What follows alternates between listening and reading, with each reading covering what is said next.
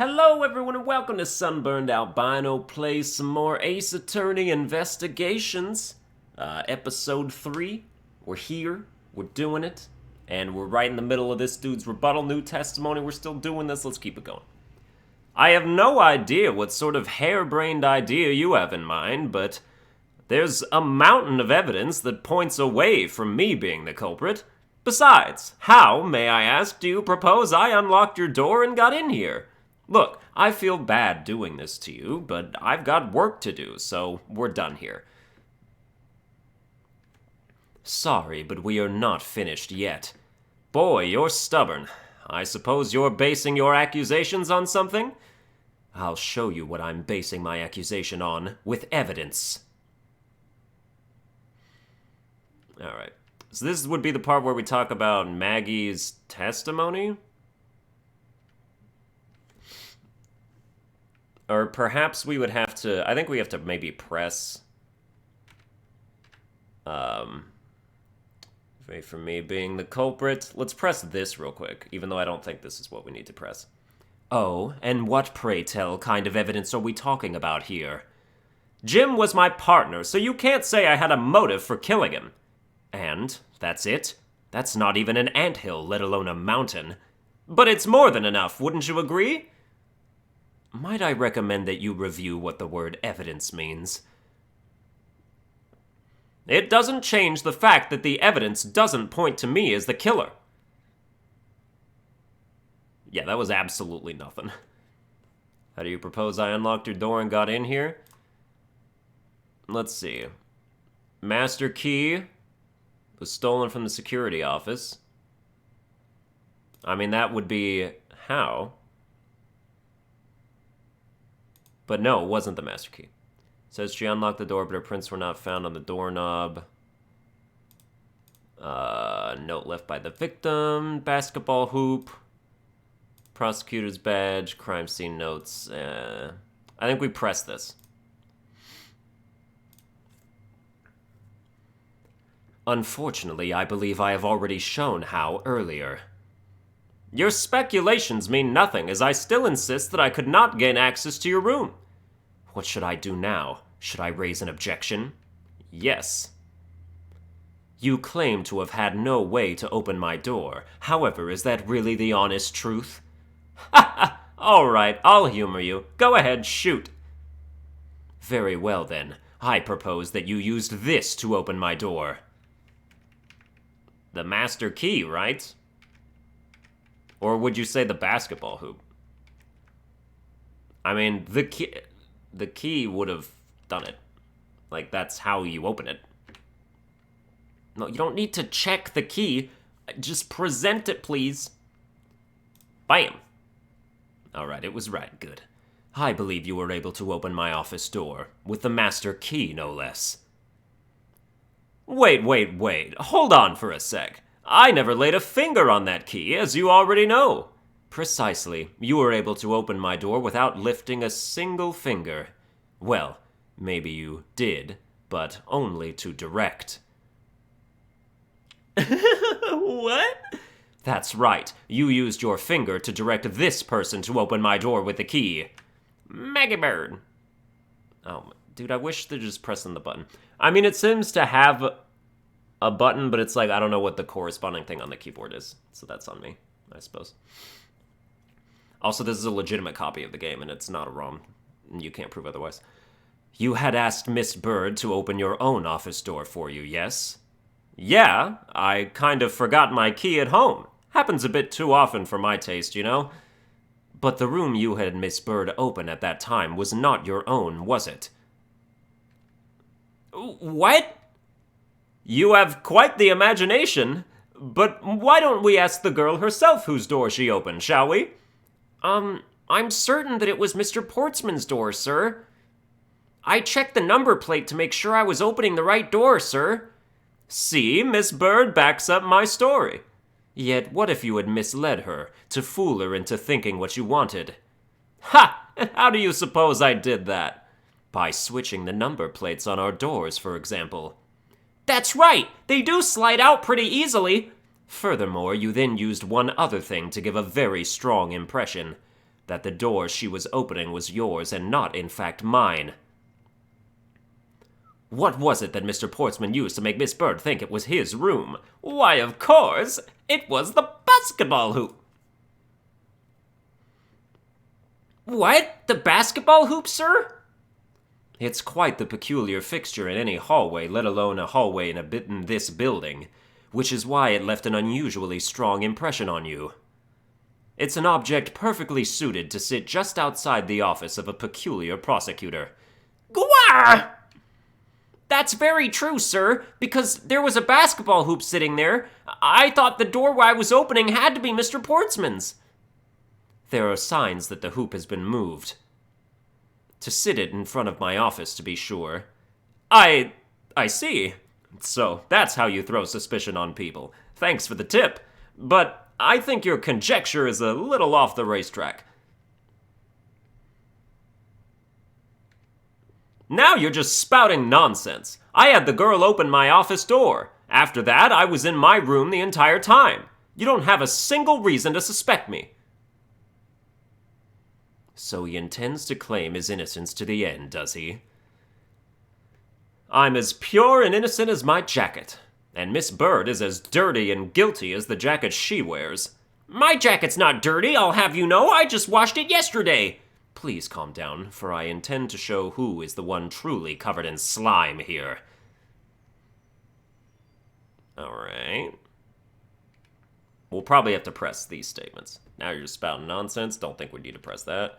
I had the girl open my office door. Let's press that. Using the master key, of course. Sure, you have a problem with that? That is what the master key is for, right? Perhaps we should place it in an elaborate labyrinth of some sort for people like you. Okay. After that, I was in my room the entire time. And what were you doing in your office? I was doing my usual training regimen. Training regimen? Were you going through your law books from start to finish? Mainly batting practice and some weights. Oh, and I jog when I get the chance. Wow, you must be the buffest prosecutor we have. With the weakest legal muscles, it would seem. I was doing my usual workouts, so... You don't have a single reason to suspect me. Let's press this. I think I've given you quite a few reasons, actually. But none of those would stand up on their own. Then what about all the evidence? It's all circumstantial. No judge would convict on such flimsy evidence. He seems to be trembling a little. One more little push. All I have to do is find the flaw in his testimony. Alright, then. Then it's probably got to present something here. But what? But what to present? Let's see. Crime scene notes. I mean, that doesn't have anything to do. Victim's revolver. Issued to the victim, believed to be the murder weapon, only one shot fired.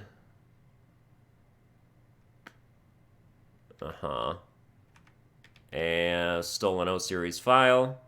Pages pertaining to a case tried 10 years ago by my predecessor are missing. Can we check this? No, it doesn't, like, say that he's involved in anything. Master key. But her prints were not found on the doorknob.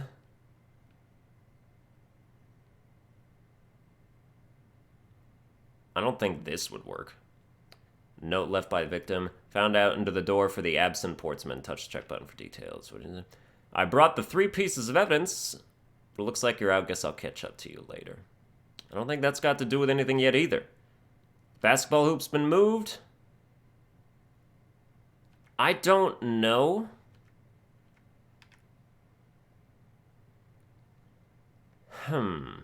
Secret safe. Would it be this? Let's try it. Yes! Mr. Portsman, there is a large flaw in your logic. Okay, never mind. Just kidding. They did the thing and it stopped the music. That's rude. Huh.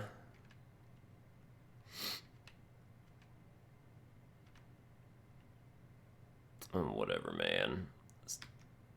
After that, I was in my room the entire time. How would we prove that this was not the case? I had the girl open my office door. After that, I was in my room the entire time. Oh, yeah? I mean, that has to be false. But how? Body was found at around 2:05 a.m.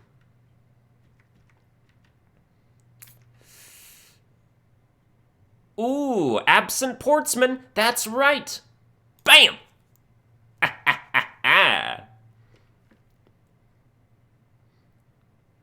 That was a lie. What are you talking about? How is that a lie? This is a note that the victim left for you, Mr. Portsman. A note? It was left under your door, or did you not notice? And right here it says, "But you're out." You were not in your room when the victim came to call on you. So then, where were you, and what were you doing? Ah! Shall I explain it in full detail for you? You were busy snooping around in my room, the very room you had Miss Bird open for you. That's just nonsense. You have no evidence that I made the girl open your door for me. Oh, but I do. I have very decisive evidence. No way! This is proof positive that you had Miss Bird open the door for you.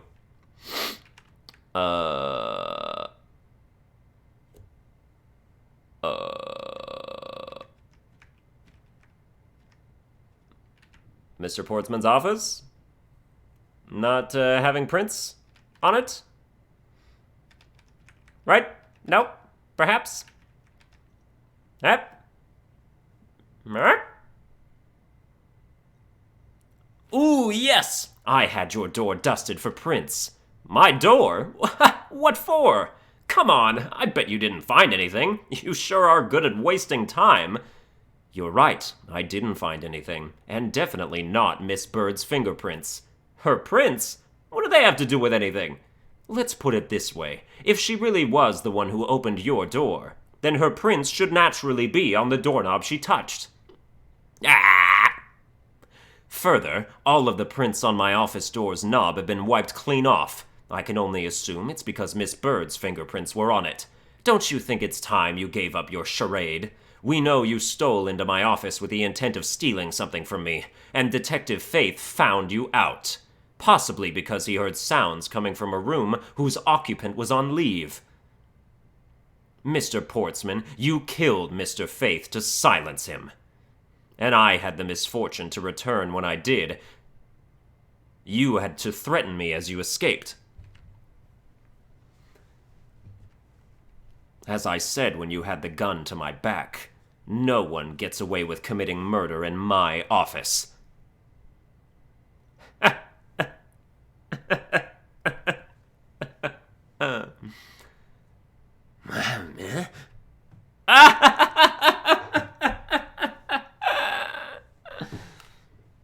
And just what's so funny, pal?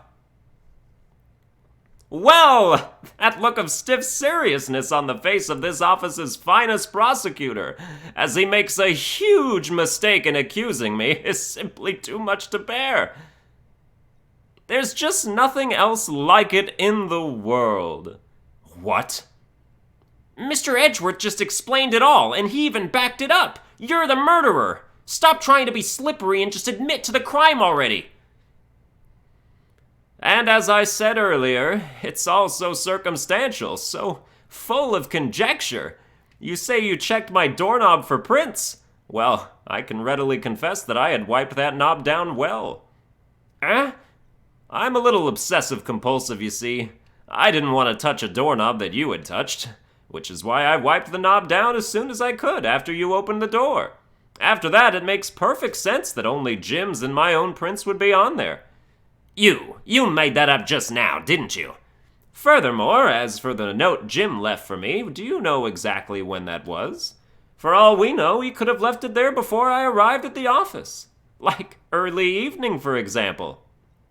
Are you saying you failed to notice a note in your doorway? Hey, even geniuses fail at times. I was probably too preoccupied by work-related matters, although that's no excuse. Now that's just a flat-out lie. There's no way you didn't notice a note that size. Ah, but you can't prove that, can you? Say something, Mr. Edgeworth. Back me up here, sir. Ugh, Portsman makes a good point. I can't prove that he didn't simply overlook it. Besides, I have an airtight alibi. Airtight, you say? I only realized that I had one just now as we were talking. I guess it would have been better for all of us if I had told you sooner.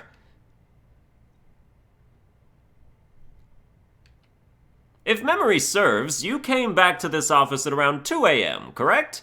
And it was then that you had that unfortunate confrontation at gunpoint with the culprit. But at exactly that time, I was down in criminal affairs. Ask around. I'm sure the other detectives will corroborate my story. It's the perfect alibi. Do you really think it's that perfect? Like I said, I don't care. Ask around all you like. You'll see for yourself. Detective Gumshoe. Sir, yes, sir. I'll go check out his alibi, sir. Be right back. Mr. Edgeworth, sir, I think we're in trouble. It's just like Mr. Portsman said. The guys down in criminal affairs said they saw him at around 2 a.m. You see? All of the evidence points to him being the culprit, so there must be a contradictory point in his alibi somewhere.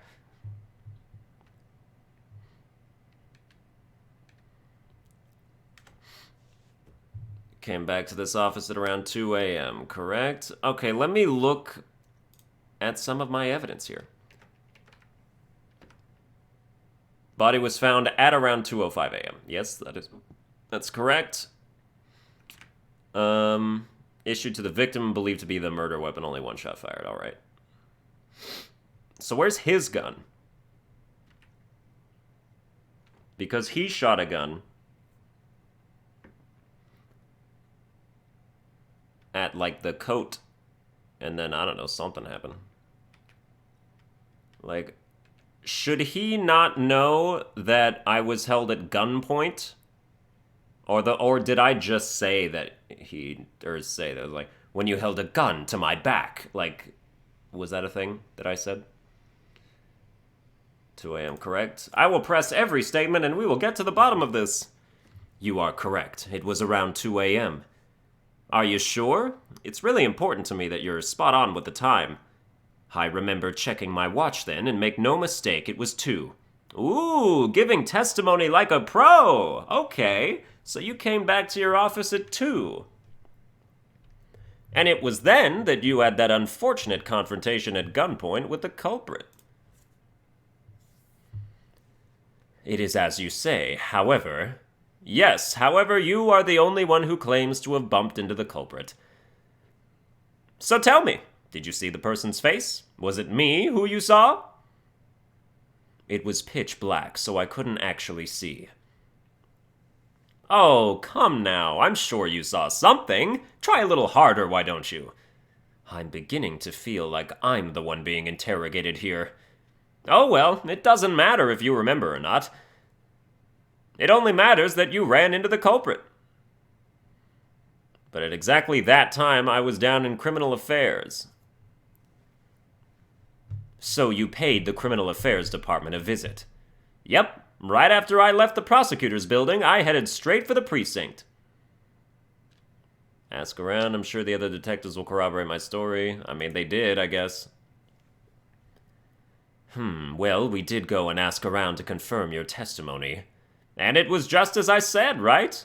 Yes, sir. A number of detectives said that they saw you at around that time. See? I have the perfect alibi. That's the ace I had up my sleeve.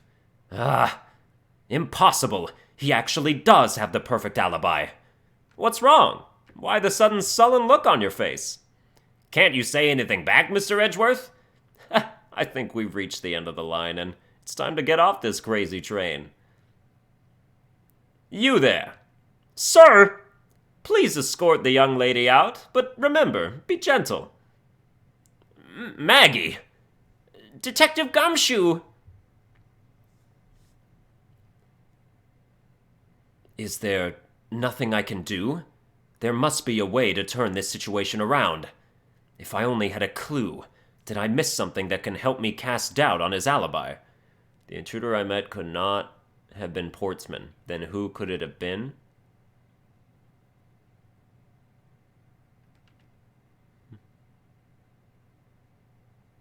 I need to calmly think this through one more time, and with logic. Okay. Mr. Portsman's alibi, plus another handgun.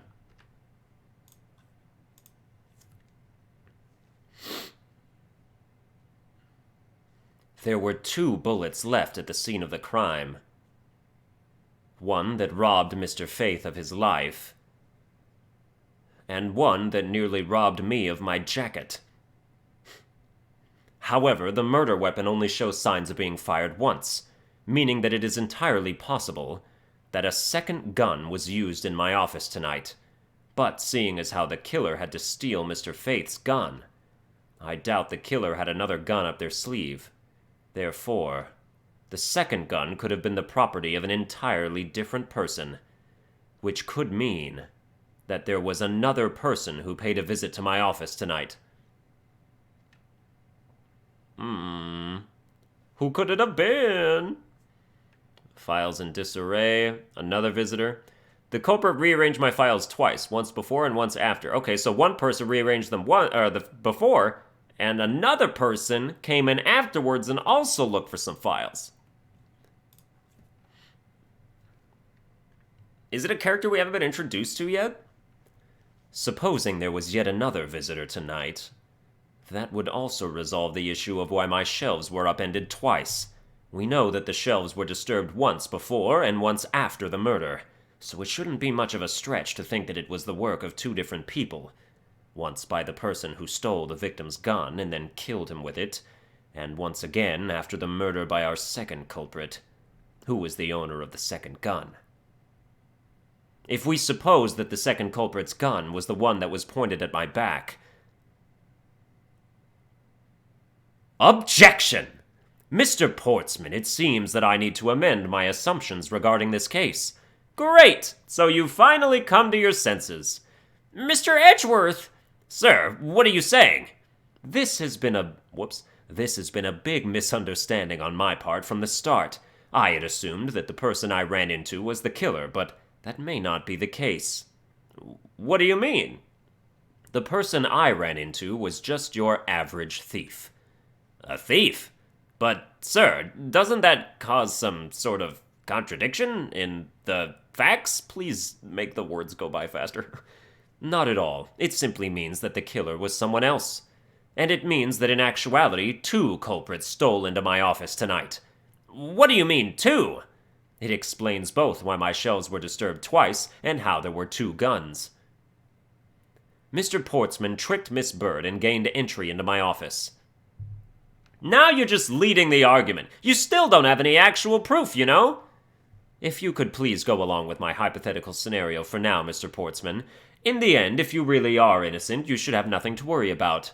Now then, returning to my scenario, Mr. Portsman was out to steal something from me, which is why he checked my secret safe and ransacked my shelves. This is the first time. So then, this would be when the files were put back in the wrong order, right? Correct. And then, just when he was about to look somewhere else, who should walk in but his own partner, Mr. Faith? But why did Mr. Faith come into your room, sir? He probably had business with Mr. Portsman, which is why he was in the area. But that's when he noticed sounds coming from my office, would be my guess. Oh, because you were supposed to be away, right? And he must have thought it was odd, so he came into this office to check it out. Correct. And as a detective, that was the right thing to do. But when he came in, he found his own partner standing there. Because it was Mr. Portsman, Mr. Faith probably let his guard down. But Mr. Portsman was not so merciful as to let him leave alive. He waited for a chance and stole Mr. Faith's gun from him, and then... he killed him. He silenced Mr. Faith for catching him in the act of stealing.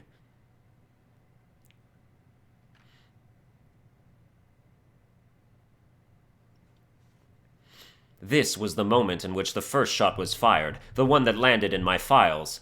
Following that, Mr. Portsman wiped the gun down and left it behind as he made his exit. He could afford to do that because he had also left the fake dying message behind.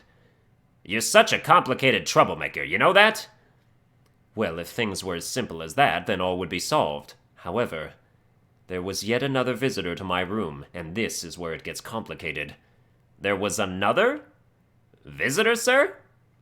Yes, and this other person's objective was also to steal something from me. Now then, even after Mr. Portsman left, the door to my office remained unlocked. However, this new visitor had no way of knowing that, and so they stole the master key from the security guard's room, and then entered my room and searched through my shelves.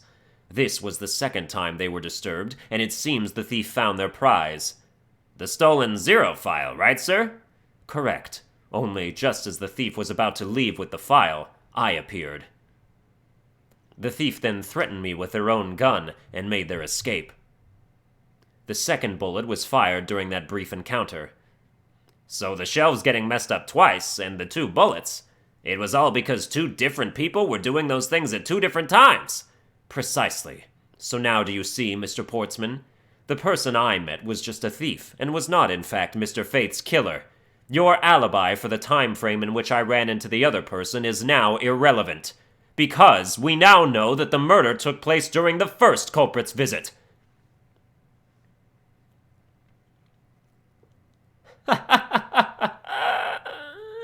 What's so funny, pal? Absolutely splendid! Your scenario explains everything. Of course it does. It's Mr. Edgeworth, after all. But you know, it still doesn't change the fact that it's all circumstantial. Supposing if, and that's a big if, your theory is right, it would indeed render my alibi, which has withstood scrutiny, mind you, irrelevant. But there is still one defining point of your argument for which you have no evidence. Your supposition that I was the first visitor. Gah, Mr. Edgeworth, you can't let him get away with that, sir. But he has a point. I have absolutely no proof at this point. Don't say that, sir. I don't believe this. Don't worry, Maggie. I'll do something if I must. You know something? I find your attitude to be somewhat peculiar, Mr. Edgeworth. If the person you met really was just a plain old thief, then why is that person not your main suspect? That is, if your theory is correct.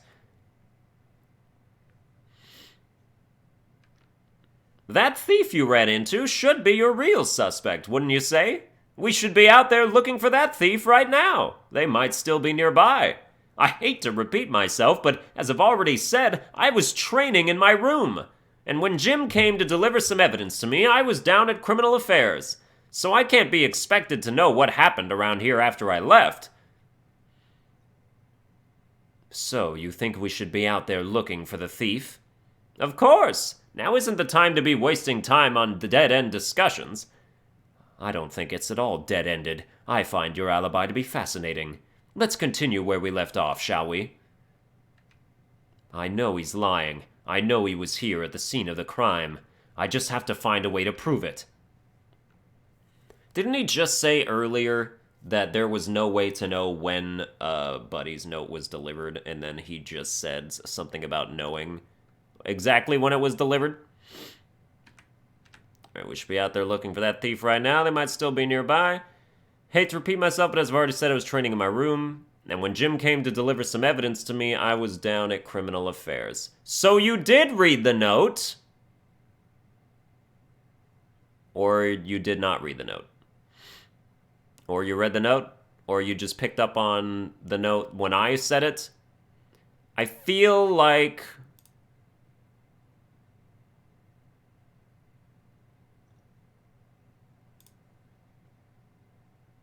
Damn it.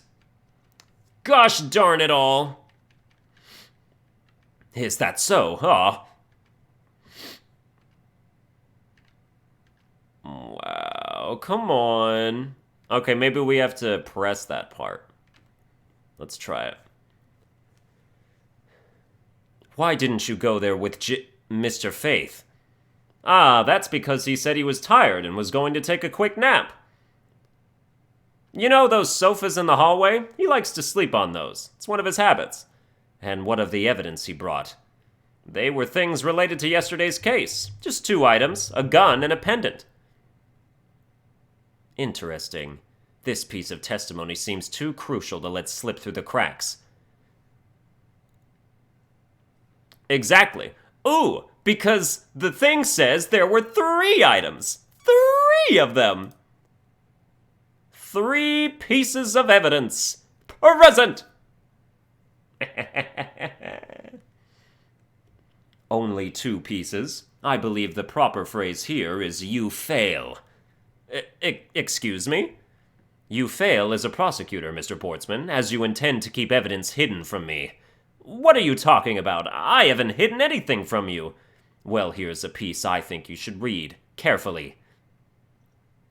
Ah, it says that Mr. Faith was bringing 3 pieces. Yes, and this is the victim's real dying message to you, Mr. Portsman. I can't believe! To get tripped up by simple arithmetic! Where is the missing piece of evidence? It's... You have it, don't you? Only the guilty would make such a face. Detective Gumshoe. You don't have to say it, sir. I'll pat the guy down from head to toe. Don't come any closer. I'm warning you. This is all part of the investigation, pal, so don't even think about stopping me. No! Hey, what's this? He had this on him, sir. Despite what you said, it would appear that you do have something to hide. But why would he hide something like that? There's only one reason why anyone would hide evidence of this caliber, because it would unequivocally point to that person himself as the real killer. Let's examine this videotape in a little more detail. Dude, if I was Portsman, I would be using my Olympic athleticism to bolt out the door right now and run and never look back. Why are you still here? For the section of the tape that will drive the last nail into his coffin. The KG-8 incident? That's a police case number, sir. Does that mean this video is evidence from that case? Interesting. However, what's recorded on this isn't what's important right now. Let's give the casing a thorough once-over.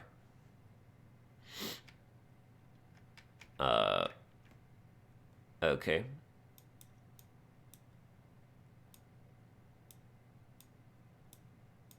Oh, I hate this. Oh, look at that blood right there.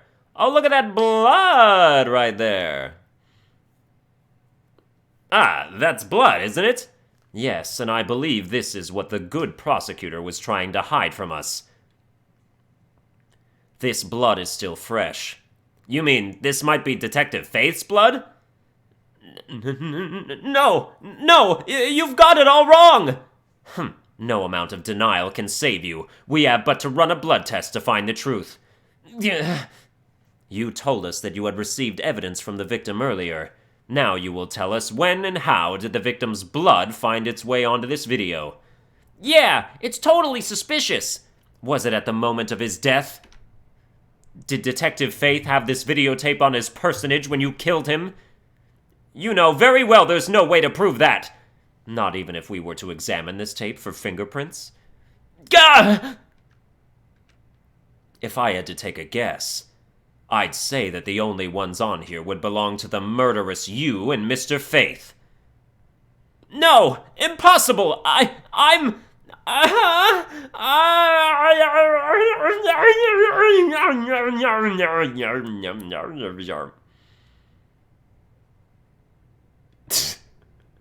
Oh yeah, dude, just eat your medal and be like, whoa, fall down. That's cool. We did it. We solved it. Mr. Portsman has been placed under arrest for the murder of Detective Buddy Faith, sir. Very good. And the results we got back from the lab techs on the tape turned out to be real solid, sir.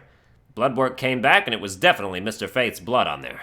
And as a bonus, they were also able to lift a few of Mr. Faith's fingerprints as well. Thank you so very much, Mr. Edgeworth. I still can't believe I got to see your cool deduction skills outside the courtroom. I'm impressed beyond words, sir. It was nothing. I'm just sorry you got caught up in a murder in my office. Please accept my apologies. Aw, it was nothing, really. Compared to what I've been through, I mean.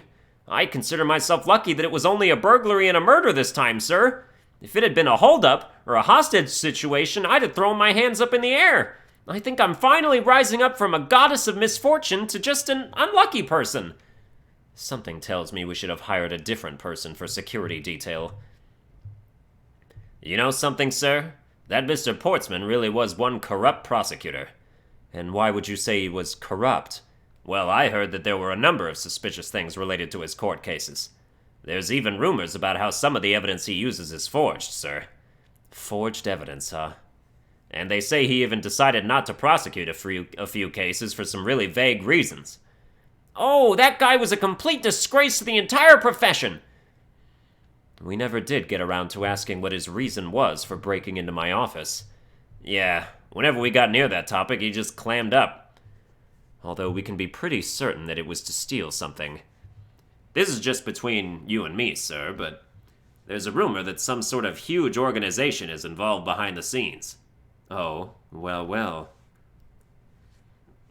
With Mr. Portsman not willing to divulge anything, it certainly lends credence to that rumor. It would seem that we haven't heard the last of this. Huh? Then Mr. Portsman isn't the bad guy? I didn't say that, but rather that there are still many more mysteries for us to solve. For example, we still haven't figured out the significance to this piece of evidence. The stolen O-Series file. The person who stole this file, the other villain of the night. Yeah, I wonder who it was. And what happened to the stolen pages. I wonder, who in the world was it that held me up at gunpoint? It was Phoenix Wright. Oh, man. Mr. Edgeworth, sir! Yes? I came across this while I was processing your office earlier, sir. This card. Ooh, that's a new card. That's not like the Shelley the Killer card. I forget what that one was, but it wasn't that. What is it, sir? Is that a bird or something on there? It's not just any bird. It is the mark of the raven. A three-legged raven. Better than a three-eyed raven. Even you should know what this is, detective. Oh, it's about that thing, isn't it? That great thief everyone's talking about. Yes, it is the mark of the great thief Yatagarasu. Yatagaras! I actually know that, because that was in Neo. Under the mark of a legendary bird, the Yatagaras is noble to the end, a modern Robin Hood. I'm not 100% sure how to pronounce that, but I think I'm doing it sorta right. Labeled mysterious and phantom-like, the Yatagaras appears and vanishes at will. Though we don't know much about this thief's ultimate goal, we do know the targets. The Yatagaras likes to find and make public evidence of corrupt dealings of all sorts. The theft is always performed in silence, and always with perfection. Once a target is chosen, no dramatic calling card or announcement is sent forth. Instead, the chosen corporation is infiltrated without even the target noticing. Some days later, the evidence that was found is sent out to the mass media, along with this single card. Although it has been a while since the Yatagaras' last appearance. Hey, Mr. Edgeworth, look, something's written on the back. What? Let me see. It's the location of where the thief put the stolen files. So, the person who stole the contents of the file was the Yatagaras? Yatagaras. Yatagaras. Organization. Quite a few key words are popping up in this mystery. The murder in my office. The return of the great thief, Yatagaras. Looking back, I can't say I didn't see these events coming. For they were heralded by the incidents that began to occur 2 days ago. Oh, the end! It's a good place to stop. That's gonna do it for this episode. I hope you enjoyed it. If you did, you can like, share, and subscribe. Follow me on Twitter at Sunburned Albino, and I'll see you guys next time.